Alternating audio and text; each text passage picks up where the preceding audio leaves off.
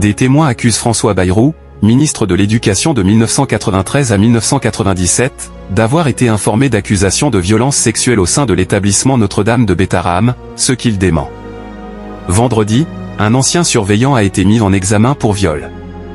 En marge du Salon de l'Agriculture à Paris, Emmanuel Macron a affirmé, samedi 22 février, que François Bayrou, sous pression depuis 2 semaines dans l'affaire de Bétarame, avait toute sa confiance. Le Premier ministre a répondu à toutes les questions sur ce sujet avec beaucoup de clarté. Le Premier ministre, je l'ai nommé et il a toute ma confiance, a dit le chef de l'État. Des témoins accusent François Bayrou, ministre de l'Éducation de 1993 à 1997, d'avoir été au courant à l'époque d'accusations de violences sexuelles au sein de cet établissement du Béarn fréquenté par plusieurs de ses enfants, ce qu'il a démenti à plusieurs reprises.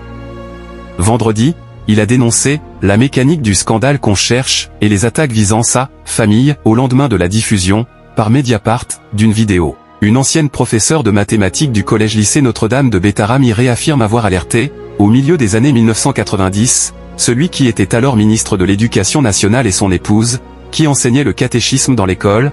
Un ancien surveillant général de Notre-Dame de Bétarame a été mis en examen pour viol et placé en détention provisoire dans cette affaire de violence sur mineurs s'étalant sur des décennies. 2 autres hommes qui avaient été placés en garde à vue, bénéficiant de la prescription. Ces 3 personnes sont les seules encore en vie parmi les 11 mises en cause pour viols aggravés et agressions sexuelles aggravées par les 112 victimes déclarées au sein de l'établissement. Merci de nous avoir suivis. Si vous n'êtes pas encore abonné, veuillez vous abonner et surtout activer la cloche de notification pour ne rien rater.